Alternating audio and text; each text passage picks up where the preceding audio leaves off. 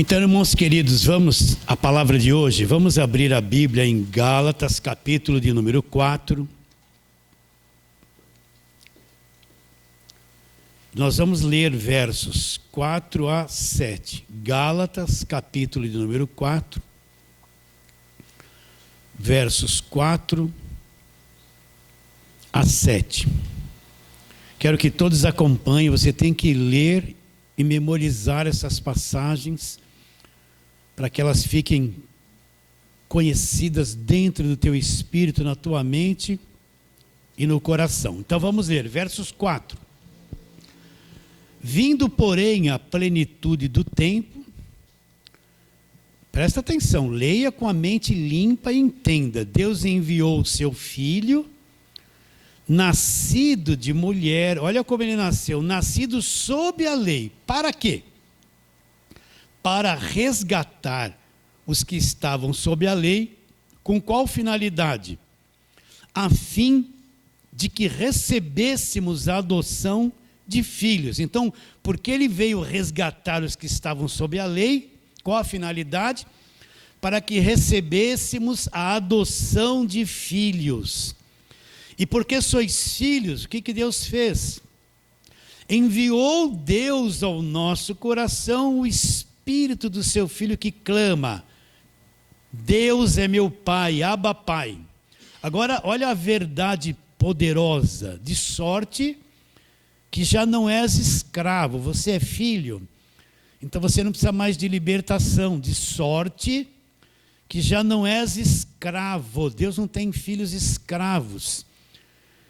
Porém, filho, olha, de sorte que já não és escravos, porém filho, e sendo filho tem mais alguma coisa. Também sou herdeiro por Deus, eu sou um herdeiro de Deus. Então, com bastante paciência, vamos àquela pergunta: por que Paulo escreveu esta carta aos Gálatas? De tanto eu repetir, você nunca mais vai esquecer isso. Sabe o que é nunca mais? Nunca mais. Paulo foi para a região da Galácia, fundou igrejas, e o que Paulo pregou nessas igrejas? Ele dava coisa ungida para as pessoas levar para casa para ser abençoada? Não. Paulo dava rosa orada, ungida para levar para casa? Não. Paulo dava um monte de óleo de Israel consagrado para levarem para casa, para ungir as paredes, as portas, o carro, a cabeça? Não. Paulo levou alguém a fazer campanha? Não. Paulo levava as pessoas, olha que tinha um monte de montes na região onde Paulo vivia. Paulo levou alguém a subir no monte para sentir o poder de Deus? Não. Paulo pregou o evangelho da graça de Deus. Paulo pregou o quê? O evangelho, ele não pregou a lei, ele não levou ninguém para ficar praticando o Velho Testamento. Não. Paulo não levou ninguém a ficar guardando sábados, não. Paulo pregou o evangelho da graça de Deus, e a graça consiste nesses dois pontos. Primeiro, eu sou salvo pela graça, Efésios 2:8, vou falar isso mais 5.000 vezes ainda. Porque pela graça sois salvos. Isto, essa salvação, esta graça não vem de vocês, não são vocês que produzem. Pela graça sois salvos, mediante a fé. Essa fé não foi você que produziu, é um dom de Deus. É uma dádiva de Deus, é um presente de Deus. E aí Paulo liquida com o lado humano da coisa. Não vem de obras para que ninguém se glorie. Isso significa o quê? Que não existe uma coisa que o homem possa fazer, uma obra, um esforço, uma religiosidade, uma caridade, uma boa coisa. Não existe uma obra que o homem possa fazer que lhe dê condições de salvação. Então, para o homem é impossível, presta atenção, o que as religiões pregam? Eu sempre tenho que fazer coisas para ser salvo e para agradar a Deus. Então, se você for no budismo, é isso. Se você for no catolicismo, é isso. Se você for no espiritismo, é isso. Se você for na macumba, é isso. Se você for numa igreja evangélica de lei, é isso. Eu tenho que fazer coisas, praticar coisas, produzir coisas para ser salvo. Mas no Evangelho da Graça é impossível entrar esse pensamento. Porque até a fé que você teve um dia não foi você que produziu. É um dom de Deus. Deus operou dentro de você e te gerou esta fé e você veio a crer em Jesus Cristo. Então, nas demais religiões, é sempre o homem fazendo coisas, se esforçando, pagando preço, se disciplinando. Ele tem uma lista, 2 listas diante dele, o que pode fazer e o que não pode. Então ele tem que ficar mais na lista, não pode fazer isso, não pode, e vai para outra, você tem que fazer isso, tem que fazer aquilo. No fim, ele faz uma contabilidade. Eu fiz mais coisas que eu tinha que fazer e menos coisas que eu não podia, então estou salvo por merecimento. É isso na mente deles.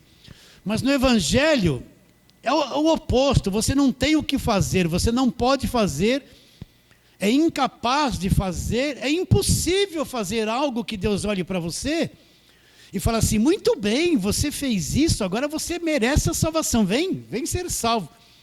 Na graça de Deus para o homem é impossível, por isso, pela graça sois salvos mediante a fé. Isso não vem de vós, é um dom de Deus, não vem de obras, não vem do homem, não vem da religiosidade, não vem do esforço, não vem de quantas vezes eu frequento a igreja, não vem se eu dei dízimo, deixei de dar, se eu troquei de roupa, deixei de trocar, se eu não frequentei certos lugares e frequentei os que tinha que frequentar. Não vem de obras para que ninguém se glorie. Está bem definido isso. Agora, uma vez que eu creio em Cristo, eu já sou salvo. Eu não estou me esforçando para ser salvo. Eu não estou, olha, eu tenho que fazer isso, eu tenho que jejuar, porque se eu jejuar é capaz que eu perca a salvação. Olha, eu tenho que fazer isso, fazer aquilo, se eu não fizer, eles pensam que Deus me salvou, eu já sou salvo. Agora, Deus sabe que eu estou preso numa natureza terrena, você já sabe isso. Você está preso numa natureza terrena que não tem condições de manter a salvação.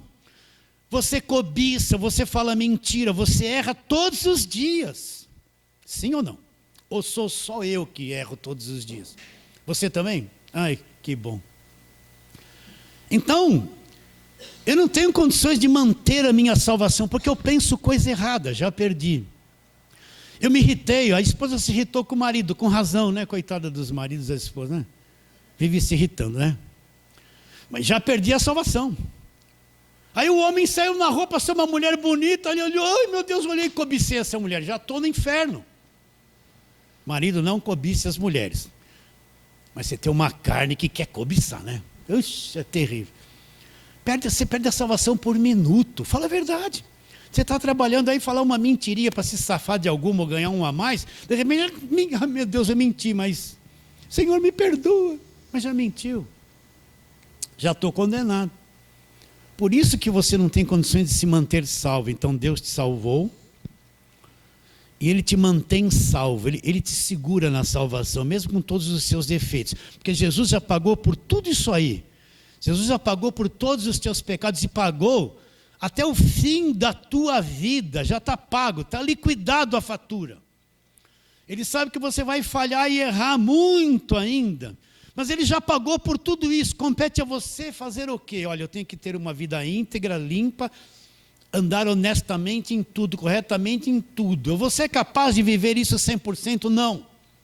Mas se eu falhei, já está pago pelo que eu falhei. A obra da cruz é uma coisa poderosíssima, gigantesca, valiosa. A dívida paga na cruz é por toda a nossa existência aqui na terra. Está bem claro isso? Você pensa que essa coisa que mantém você na presença de Deus é você que produz? Não, é Deus que te salvou e te mantém. Então Ele vai te manter ligado todos os dias, Ele vai te manter seguro, Ele vai te lembrar coisas na mente, Ele vai te levar a palavra, Ele vai te trazer aqui para essa reunião, Ele vai fazer você reassistir os vídeos. Tudo, essa motivação interior que você tem é Deus que está trabalhando em você, não é você. Outro ponto, aquele que não poupou seu próprio filho, Romanos 8:31. Antes por todos nós o entregou, como não nos dará de graça, presta atenção, como não nos dará gratuitamente junto com o Filho, não é separado de Jesus, é junto com Ele, Ele nos deu o Filho e nos deu todas as coisas juntas, como não nos dará gratuitamente com o Filho o quê? Todas as coisas. Então, tudo da parte de Deus para o homem nos é dado gratuitamente.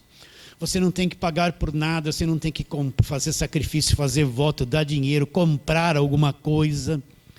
Você não tem que pagar por nada, tudo é dado gratuitamente, as bênçãos são dadas de graça. Tudo da parte de Deus no Evangelho da Graça nos é dado gratuitamente. Mas o Evangelho do jugo, da prisão e da lei, eles vão dizer assim, Deus fez a parte dele, que é 50%, agora você tem que fazer os outros 50%. Não, Deus fez 100%, você não tem que fazer nada. Então eles pregam um Deus da barganha. O que é o Deus da barganha? É o Deus que gosta muito do dinheiro, ele gosta muito da tua oferta, ele gosta muito do que você dá para ele. Dai e ser-vos-á dado. Não tem até louvor que canta, é medida calcada, recalcada, sacudida, transbordante. Você não pode dar uma outra coisa, tem que ser só o dinheiro. Não é isso, não se canta isso. Dai e ser-vos-á dado. Então, é o Deus da barganha, é um Deus que vê se você dá mais dinheiro ou dá menos. Ele vê se você faz sacrifício, sacrifício dá tudo que tem.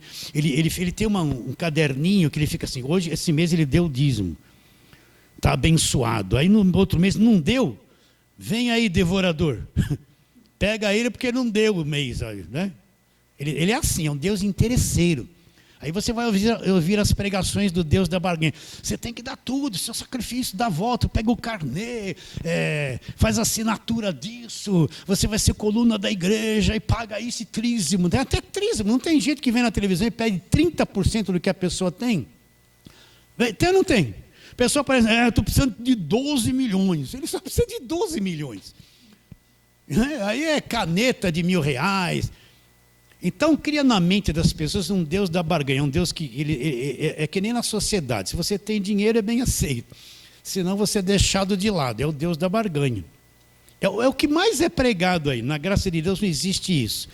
Tudo nos é dado gratuitamente, todas as bênçãos vêm de graça. Deus não é o Deus da barganha, Ele é o Deus da graça. Agora, se eu for generoso, eu vou ajudar a obra de Deus de acordo com o meu entendimento, com a minha generosidade e com a minha prosperidade. Está claro isso? Foi isso que Paulo pregou. Agora, o que aconteceu com os Gálatas? O pessoal, os pregadores do Velho Testamento, das campanhas, vamos falar na linguagem de hoje, os pregadores de Templo de Salomão, que se veste como judeu, que aparece na televisão, aqueles que exploram o povo, né? Aqueles que é campanha atrás de campanha. Tem igreja que não ensina nada, é campanha atrás de campanha. Acabou uma, começa outra, acabou uma, começa outra, não ensina nada. E os textos das campanhas deles é só coisa do Velho Testamento, é a prosperidade de José, é o sacrifício, é o voto de Ana, né? Ou então é a oferta da viúva pobre, ela deu tudo que tinha, deu sustento, você tem que dar tudo que tem. Campanha, campanha, campanha, não para de fazer essas, é só campanha. Não é? Vocês estão entendendo ou não? E não aprende o que é o Evangelho da Graça de Deus. Esse pessoal que traz a velha aliança e põe na cabeça no meio da igreja, escraviza as pessoas com o Velho Testamento. Então eu não posso deixar de falar essa verdade. A velha aliança acabou na cruz. Quando Cristo diz está consumado, derramou sangue e o véu do templo se rasgou em alto a baixo, acabou a velha aliança. O Velho Testamento, é preciso conhecer, é bonito, tem histórias lindas, é emocionante, mas é judaísmo, história como Deus agiu no Velho Testamento, é a velha aliança que Deus trouxe para os judeus. A aliança, a arca da aliança é da aliança com os judeus, não tem nada a ver com cada um de nós. E o Velho Testamento acabou na cruz. Quando em Romanos 10,4, eu falo isso direto, Paulo diz, o fim da lei é Cristo. Significa o quê? Que todo aquele sistema religioso, judaico, acabou na cruz, é o fim da lei, o fim de todos aqueles sacrifícios, de todas aquelas ordenanças, tudo aquilo acabou, gente, acabou na cruz. Depois da cruz que começa o Novo Testamento, a nova aliança no meu sangue. Jesus pondo um fim na Páscoa, quando ele pega o pão, ele fala, esse pão é meu corpo que será partido por vós. Depois ele pega o cálice e pede para que todos bebam e fala o quê? Este cálice é o meu sangue. O sangue da nova e eterna aliança. Acabou a velha aliança. Então, ficar pregando o Velho Testamento, encher a igreja com a mentalidade do Velho Testamento e levar o povo para a escravidão.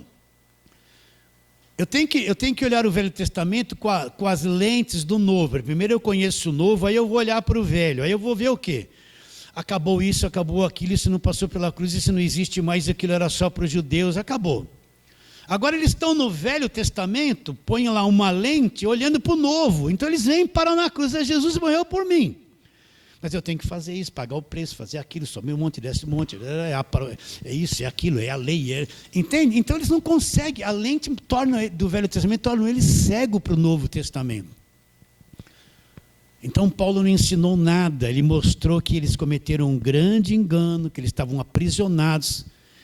E Paulo falou o quê? No verso 6 do capítulo 1, vamos lá. Admira-me que estáis passando tão depressa, verso 6 do capítulo 1, daquele que vos chamou na graça, eles foram chamados na graça para outro evangelho, o qual não é outro. E ele chama aqueles pregadores da lei do Velho Testamento que confundem a cabeça das pessoas, ele qualifica como perturbadores, olha lá. O qual não é outro, senão alguns que vos perturbam e querem perverter o evangelho de Cristo. Aí ele alerta, mas ainda que nós, ou mesmo um anjo vindo do céu, vos pregue evangelho que vai além do que temos pregado, seja o quê? Maldito, seja anátema. Assim como já dissemos e agora repito, se alguém vos prega evangelho que vai além daquele que recebesses, seja o quê? Anátema. Então, nós não aceitamos nada que não é o evangelho da graça de Deus. Entende? Então, quando você vê alguém na televisão, olha, põe um copinho com água aí, que a água vai ficar fluidificada. Está debaixo de maldição. Quando você vê distribuindo objetos orados, ungidos para abençoar o povo, ele está indo além do evangelho. Quando você vê gente na igreja trazendo a mentalidade do Velho Testamento, mandando as pessoas fazerem a mesma coisa, seja anátema. Nada pode, não interessa se você olha na televisão, está lá o templo lá com 10 mil pessoas, todo mundo assim, ó, se não vai pregar o evangelho, para nós não entra nada. Se vier não anunciando aquilo que Paulo ensinou, seja o quê? Anátema. E os Gálatas foram corrompidos, voltaram as costas para o evangelho da graça de Deus, e se voltaram para a lei, tentando alcançar pela lei aquilo que foi dado de graça pela obra da cruz. Então, eles fazem o quê? Não, esse negócio que Paulo fala, só pela graça, não precisa de obras, não é bem assim. Você tem que crer em Cristo e voltar-se para a lei, praticar tudo aquilo, aí você soma com Cristo, aí você vai ser salvo. Engano, não tem nada que misturar.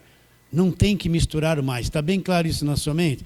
Então Paulo vai escrever essa carta toda, trabalhando nesse pensamento, mostrando o grande engano.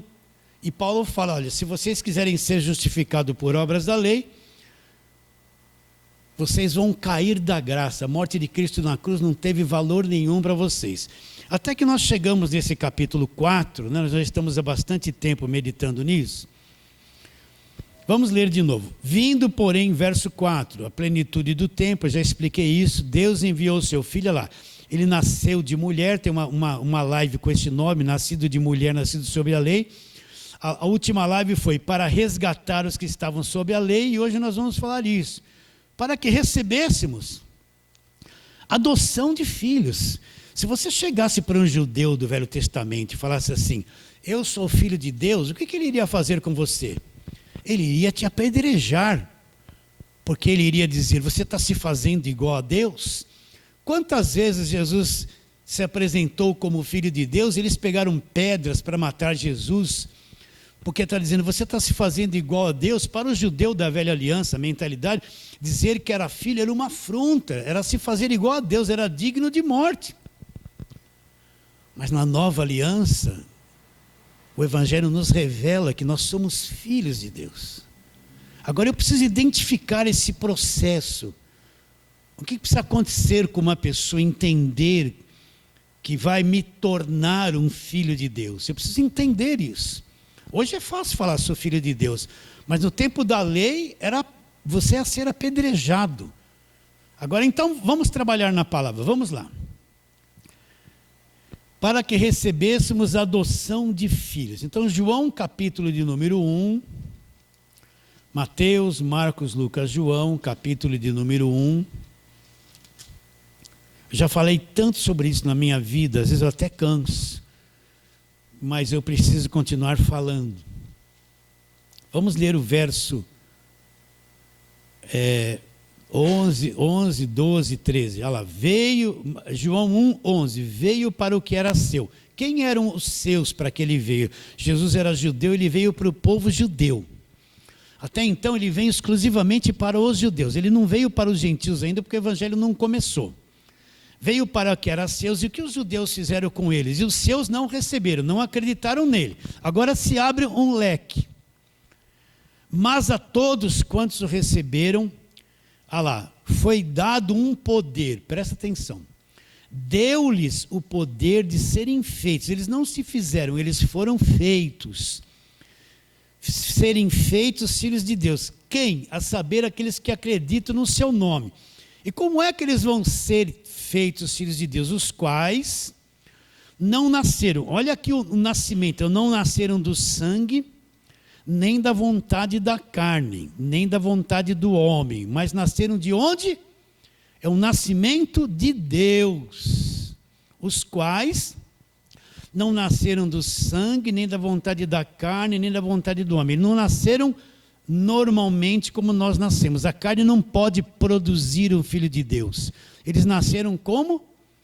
Nasceram de Deus. Então, quando eu creio em Jesus Cristo de todo o meu coração, a fé é um dom de Deus, é pela graça. Então, um poder se manifesta na minha vida. É-me dado por Deus um poder e Ele me faz um filho de Deus.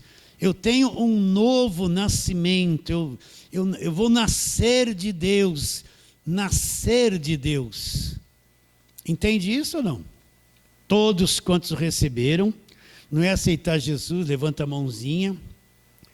Deu-lhes o poder, Deus deu-lhes o poder, é um poder de Deus que vem, serem feitos por Deus, filhos de Deus, os quais não nasceram da carne, de um contato sexual de um homem e de uma mulher, mas é um nascimento que não é um nascimento dessa dimensão que o homem produz, é um nascimento que vem de Deus.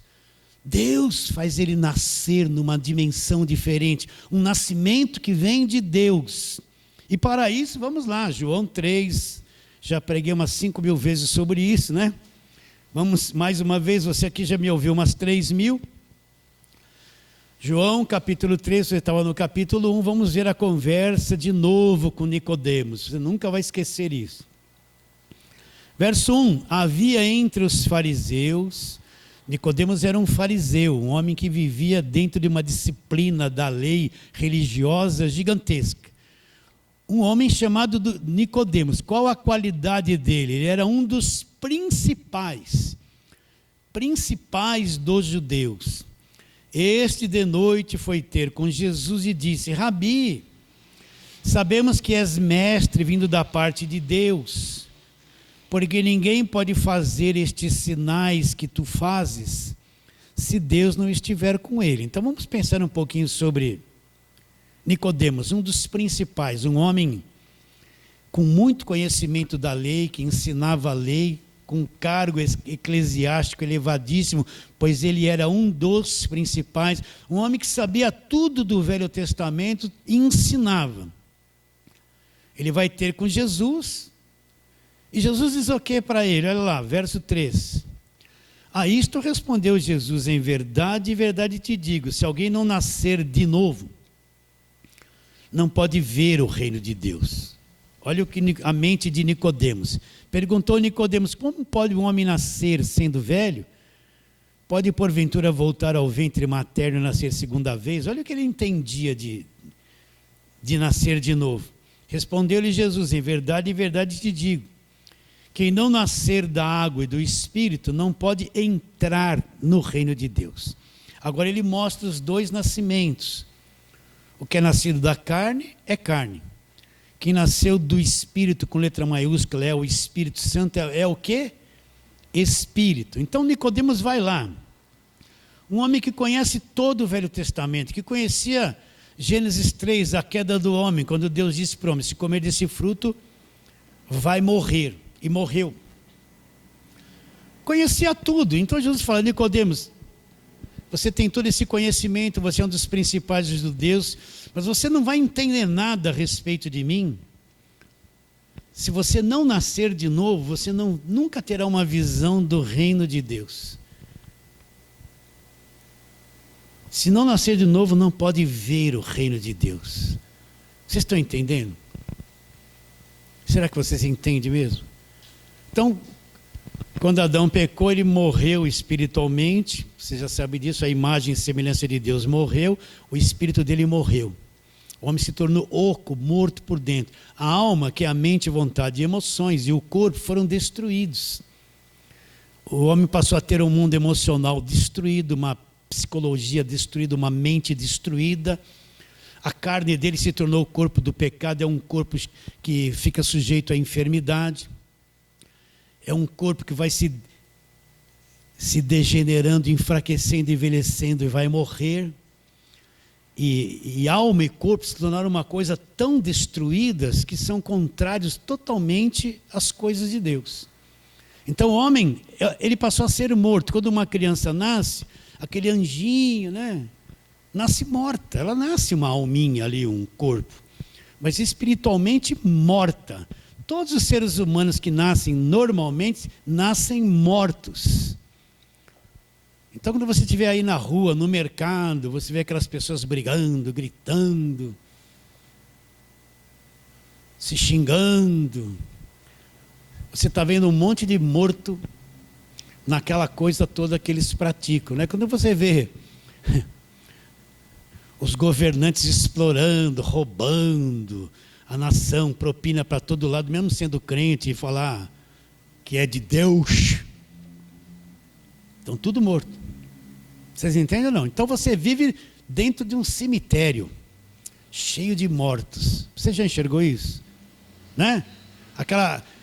Aquele estádio de futebol lotado lá, se tiver lá uma meia dúzia de crente, né? Ô pastor, quer dizer que é pecado assistir futebol? Não, é gostoso, eu só não vou lá uns 40 anos, não consigo. Né? Gostaria de ir ali na arena do Corinthians assistir um futebol, mas não me encaixo mais nessas coisas, mas é legal. Então está lá um estádio cheio de mortos. Entende ou não? Então quando se reúne com seus parentes, você gosta deles, né? Eu também gosto. Eles não entendem nada do evangelho. Olha, aqui estou no meio, num pequeno cemitério, porque eles estão todos mortos. Quando você está trabalhando, aquele ambiente de trabalho, tem gente muito boa lá, mas tem um monte de morto lá naquele meio. Você enxerga isso? Estão vivos, carne, mas mortos. Então o que é nascer de novo? É quando a pessoa crê em Jesus Cristo. Eu tenho outras pregações passadas que explicam minuciosamente isso. Quando ela crê em Jesus Cristo, deu-lhes o poder de serem feitos filhos de Deus, os quais não nasceram da vontade da carne, do relacionamento do pai e da mãe, mas eles nasceram de Deus. Então quando eu creio em Cristo, um poder de Deus vem sobre mim e me gera aquilo que era morto, aquele espírito que Adão perdeu, que morreu lá, um novo homem brota dentro de mim, me nasce um espírito novo, um ser interior novo. É isso que Jesus diz para Nicodemos. Nicodemos, você com todo esse conhecimento, você ensina, você é mestre, todo mundo te respeita, você vai lá no templo e ensina, você é um grande personagem religioso, mas para você me entender, para você entender o que eu vim fazer, se você não nascer de novo, você está esperando o reino de Deus que foi prometido na velha aliança, não está, Nicodemos? Mas na tua cabeça o reino de Deus, o Messias vai aparecer com poder político, é um homem, vai nos libertar da escravidão de todas as nações, vai construir um grande exército físico e nós vamos reinar sobre todo mundo. Mas o reino de Deus é uma coisa que vai vir dentro de você que ninguém vai ver. Se você não nascer de novo, mesmo que você conheça todo o Velho Testamento, não vai ver o reino. Então, quando eu criei em Cristo, aconteceu isso dentro de mim. Fui gerado por Deus, nasci do Espírito, sou uma nova criatura. Esse homem interior, ele tem olhos que consegue ver o reino. E o reino de Deus não é uma coisa externa. Conversava aqui com o Neivaldo antes de começarmos o culto. É uma coisa que é implantada dentro de mim, dentro de você. É uma coisa invisível. Vamos ler isso. Vamos ler Lucas. Vamos lá, Lucas. Capítulo 17. E vamos ler 20 e 21. Lucas 17,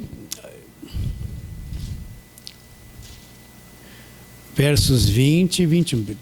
Minha mão está escorregando aqui. Pera. Isso. Leia aí, ó. Interrogado pelos fariseus sobre quando viria o reino de Deus. Então, quem são os fariseus? São aqueles guardadores da lei, cheios de disciplina. Eles estão aguardando um reino físico, que se levantasse o Messias, libertasse eles do Império Romano, tornasse eles uma nação livre, edificasse um grande exército indestrutível para vencer todos os demais, e eles reinariam fisicamente e visivelmente. Isso era o reino de Deus na cabeça deles. Aí Jesus explica. Vou ler de novo o 20. Interrogado pelos fariseus sobre quando viria o reino de Deus, Jesus lhe respondeu: não vem o reino de Deus com visível aparência. Não é uma coisa visível. Nem dirão, ei-lo aqui, ou lá está. Então, o reino de Deus não é uma coisa que você vê. Você acha que toda essa igreja organizada, isso aí é o reino de Deus? Não é? Onde uma igreja que se tornou política, existe propina, exploram as pessoas, negam o evangelho, fazem coisas terríveis com o povo, né? Levam o povo a serem escravos políticos em nome de Jesus, não é? Você acha que isso aí é o reino de Deus? Lideranças fortes, não minha e nem do reino, da igreja organizada, manipularam as pessoas, exploraram as pessoas. Você acha que isso aí é reino de Deus? Não. O reino de Deus não vem com visível aparência.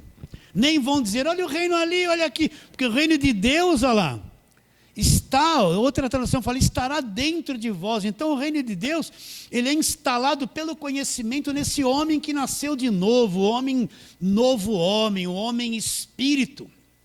Se você nasceu de novo, você tem o evangelho dentro de você. O reino de Deus está dentro de você. Você está preso numa carne maligna, mas dentro de você existe uma orientação. O reino de Deus foi implantado dentro de você. Por isso que Jesus Cristo disse para Nicodemos, se você não nascer de novo, não é possível. Esse conhecimento que eu vim trazer, Nicodemos, é um conhecimento celestial de uma outra dimensão. Se você é morto por dentro, você não tem como entender isso. Você pode ser como você é, religioso, conhecer tudo na sua mente natural de religiosidade. Mas se não nasceu de novo, não vê. É por isso que você vê milhares de pessoas falando da Bíblia, mas uma minoria que entendeu o Evangelho da graça de Deus.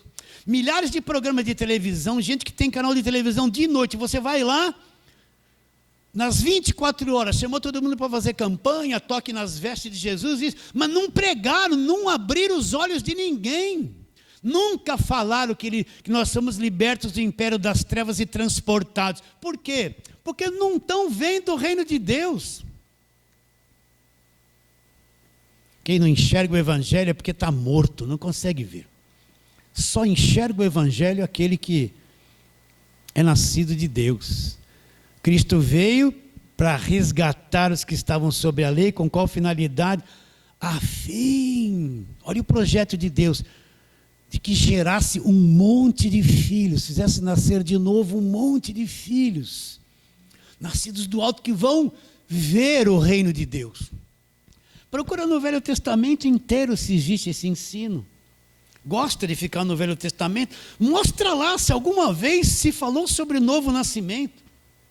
Nascer do alto, nascer do Espírito. Mostra se na lei alguém falou sobre isso. Gosta de Moisés, o que Moisés entendeu disso? Nada. Gosta de Davi, Davi teve a visão de que dele viria o descendente, o Messias, e teria um reino eterno. Mas o que ele entendeu de nascer de novo? Porque não tinha esse ensino lá. Coisa de novo nascimento é coisa do Evangelho. Ser regenerado, nascer do Espírito, só é possível depois que Cristo morre na cruz, estabelece a nova aliança. Só nasce de novo quem é do Novo Testamento. Enxerga isso comigo ou não? Então, quando eu criei em Cristo, presta atenção, nascido no Espírito. Volta lá, João 3, volta. Vamos folheando a Bíblia. João 3, João capítulo 3, verso 6. Mateus, Marcos, Lucas, João. Não tem problema se demora, não tem problema.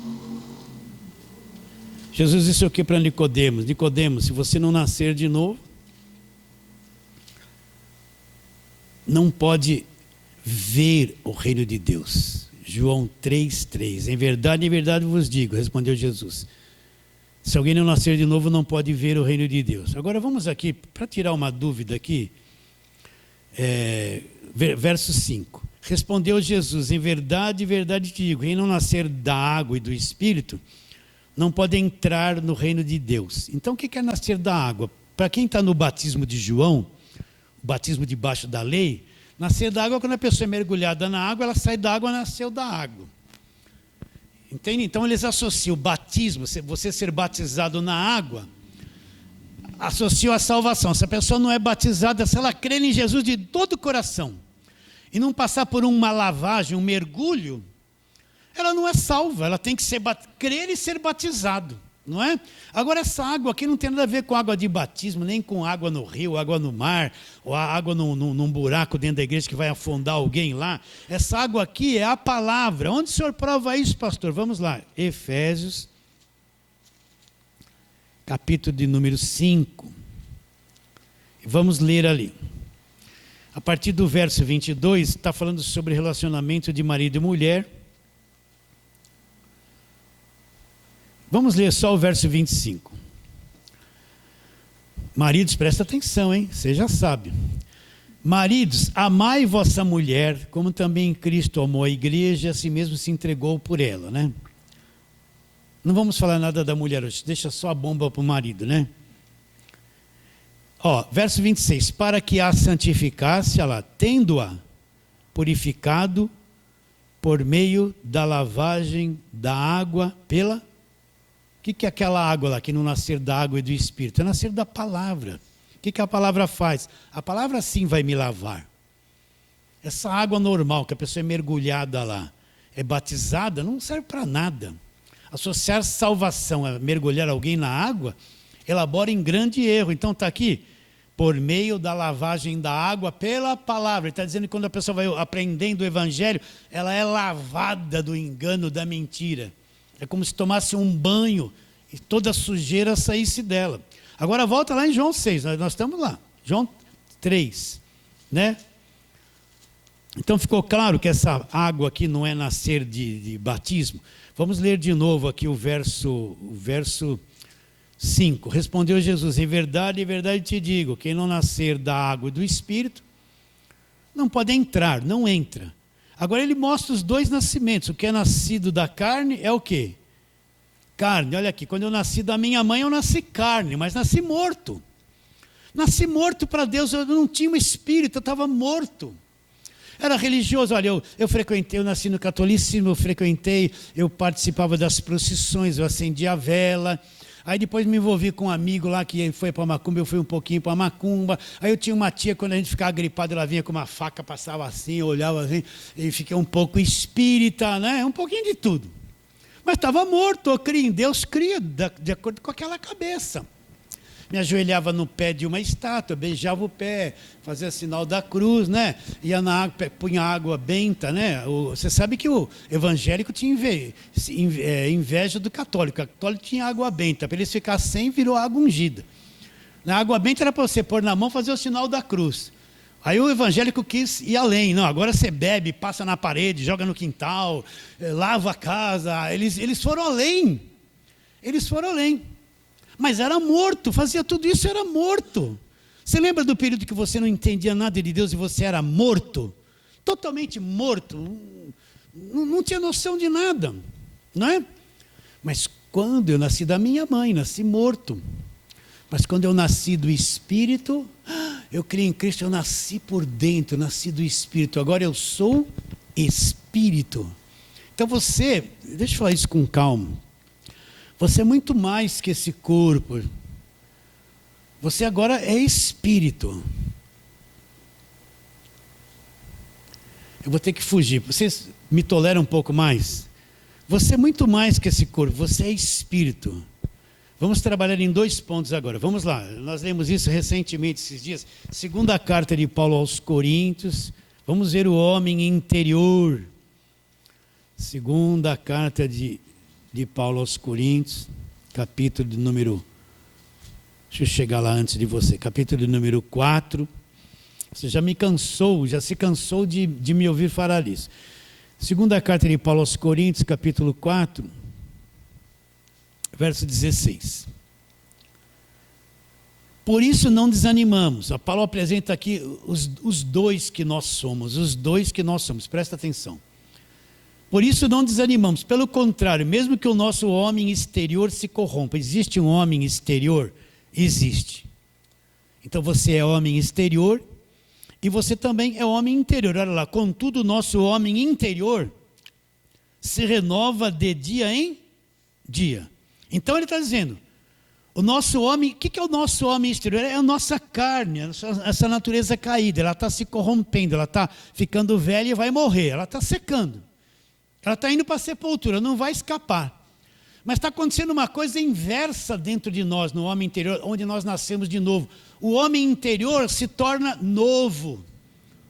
O homem interior está se renovando, crescendo no conhecimento. Então você é homem interior, aí você vê o reino de Deus. O reino de Deus está onde? Na tua carne? Não. Está dentro de você, no seu espírito. Então no homem interior você está entendendo o Evangelho.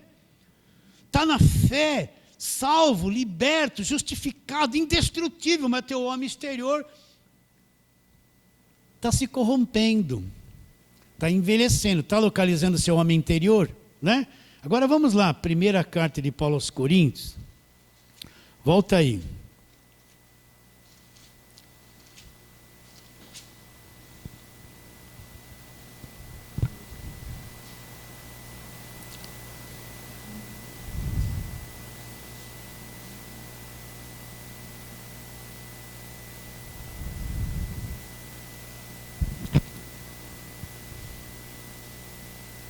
Vamos ver, aqui era um problema eles estavam... havia pessoas na igreja de Coríntios que não acreditavam na ressurreição. Então Paulo começa a explicar que existe a ressurreição. Verso 42, vamos ler a partir daí. Pois assim também é a ressurreição dos mortos. Olha lá, semeia-se corpo na corrupção, olha o homem exterior, ressuscita na incorrupção. Semeia-se em desonra, ressuscita em honra. Semeia-se em fraqueza, ressuscita em poder. Semeia-se corpo natural, ressuscita corpo espiritual. Olha lá. Se há corpo natural, existe um outro corpo aí, ó. Há também corpo espiritual. Para aí.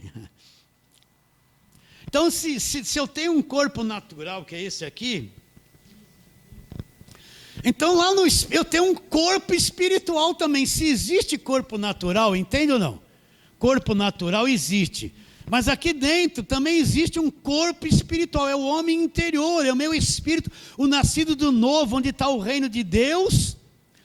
Ele veio nos tirar de debaixo da lei para nos adotar, para criar essa situação, nos adotar como filho.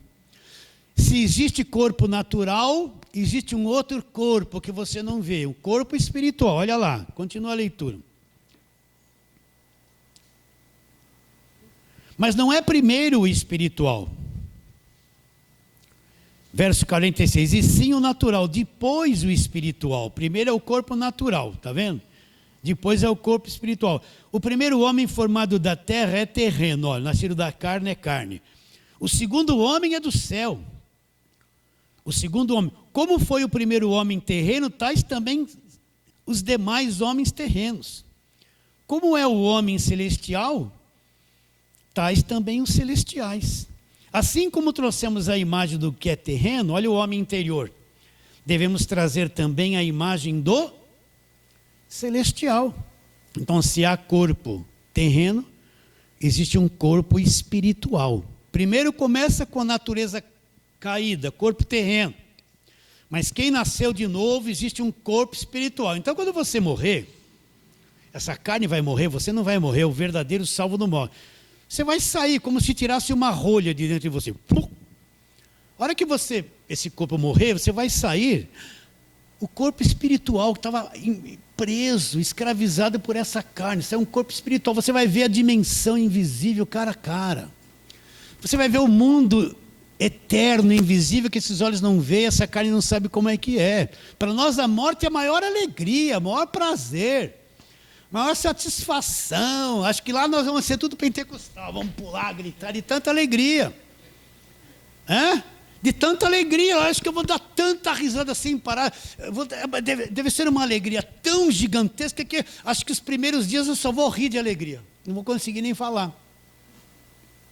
Se há corpo natural, então dentrinho dessa sua carne aqui, ó, existe um corpo espiritual, o homem nascido de novo, o homem espírito. Esse é o Filho de Deus. É a nova criação. É aí que está o reino de Deus. É para isso que Jesus morreu na cruz, nos tirou de debaixo da lei, para que isso pudesse acontecer. E eu já disse, no Velho Testamento não tem ensino de novo nascimento. Isso é coisa só do Evangelho. Se não nasceu de novo, não vê o reino, não entra no reino. Não vê e não entra, não adianta. Pode chegar para um crente que não nasceu de novo, falar das verdades da graça de Deus, ele vai falar assim, está amarrado, é do capeta, não pode ser. Ele não entende, ele está morto ainda.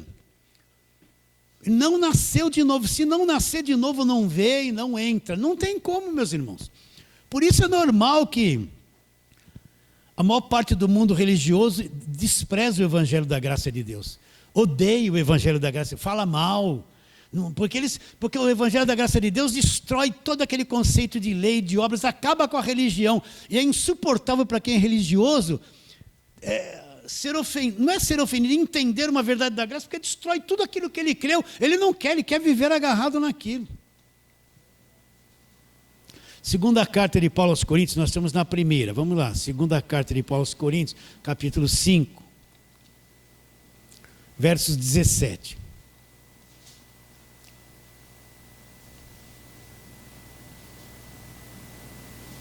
Que diz assim, eu espero um pouco para você achar e ler.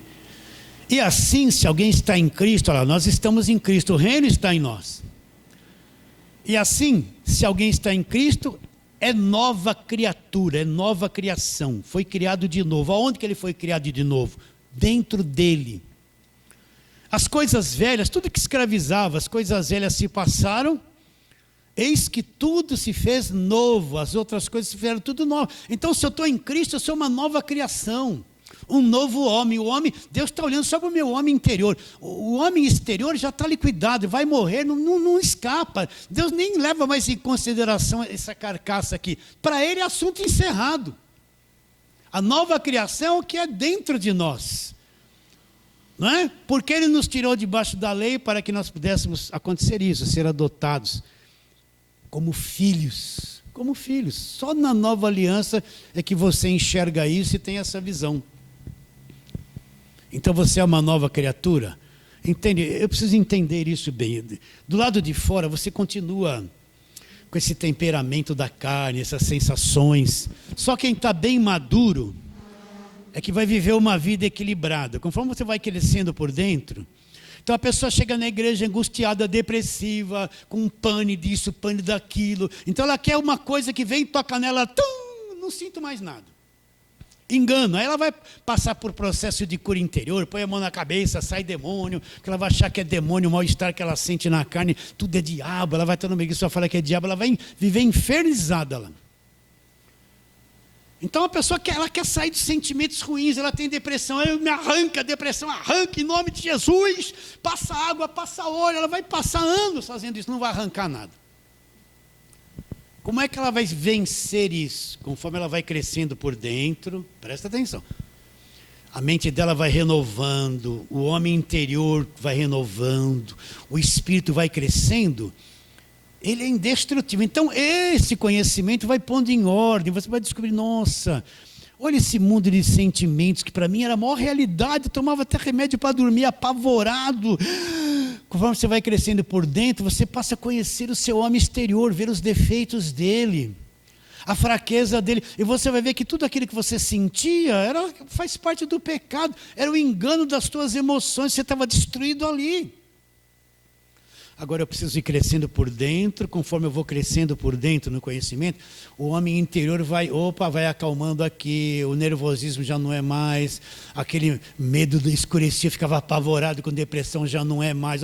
Olha a minha alma, tem depressão, olha o que vinha na minha cabeça, pensamento de medo, olha, eu tinha um problema na minha família, fiquei traumatizado.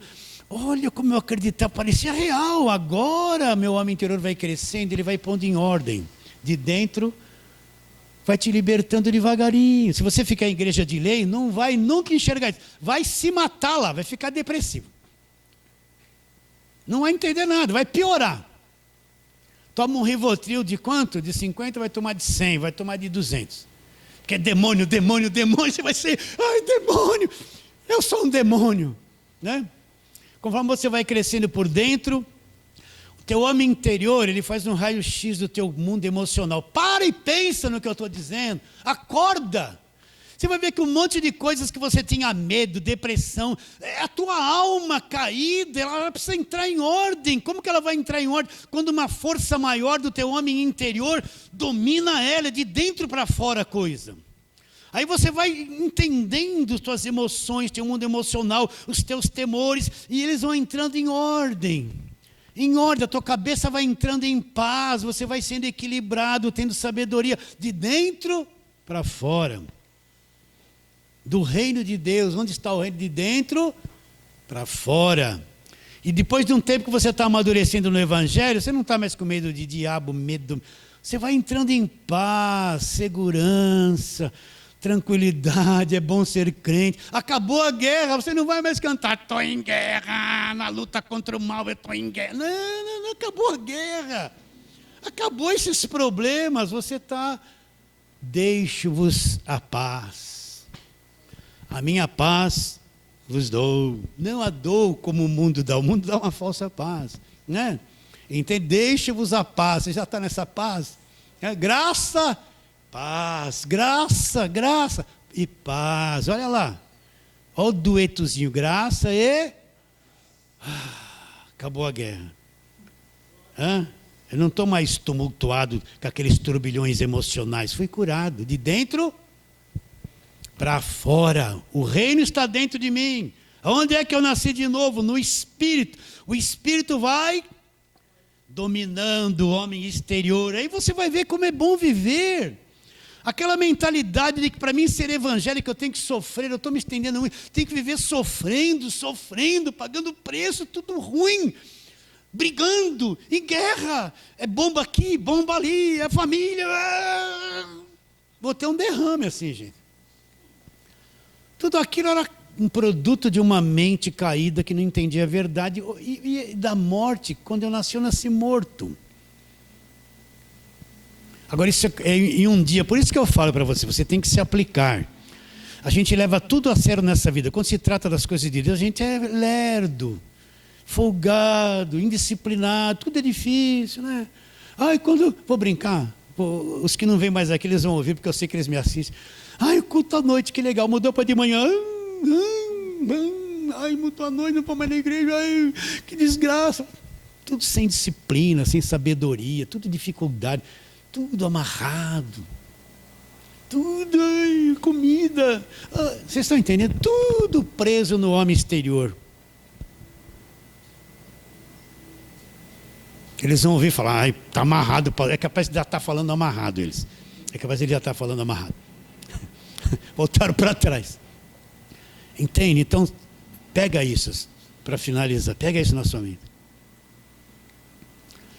Quando você vai crescendo por dentro, o homem interior ele vai se robustecendo, ele vai pondo em ordem o teu mundo mental, o teu mundo emocional, você vai entrando na paz de Deus que guarda a tua mente, de dentro para fora.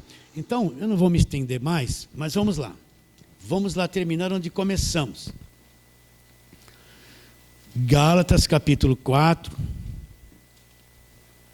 Vamos ler o texto de novo. Verso 4. Vindo, porém, a plenitude do tempo, Deus enviou seu Filho, nascido de mulher, nascido debaixo da lei. Para fazer o quê? Resgatar os que estavam sob a lei. Com qual finalidade? Para que recebêssemos adoção de filhos. Para que recebêssemos o quê? Para que pudéssemos ser adotados como filhos, sair da morte, nascer do alto, nascer de novo, ser a nova criatura, o reino ser implantado dentro de cada um de nós. Então, se não houvesse esse processo todo, fim da lei, fim do cativeiro, mudança de tudo, instituição da nova aliança, o pagamento dos pecados, o sacrifício perfeito, o sangue derramado, não poderia ter essa possibilidade de se nascer do alto, nascer de novo. Isso só acontece no Evangelho da graça de Deus. Está definido isso? Agora, olha como vai ser importante as próximas pregações. Depois ele fala assim, vou ler o 5 de novo. Para resgatar os que estavam sob a lei, a fim de que recebêssemos a adoção de filhos. Agora que eu sou filho, o que Deus vai fazer? E porque sois filhos, enviou Deus, veio um personagem morar dentro de mim. Deus vem morar dentro de mim. E porque sois filhos, enviou Deus ao meu coração o Espírito de seu Filho, que é o Espírito Santo. Aí eu posso dizer, Deus é meu Pai. Porque eu sou filho, o que Deus vai fazer? Ele vem me fazer templo, vem morar dentro de mim. E agora eu posso dizer, Abba Pai, Deus é meu Pai. E olha outra. Agora ele mostra quem é o filho, De sorte que já não és escravo. Ah, pastor. Deus não tem filhos escravos. Olha que lindo.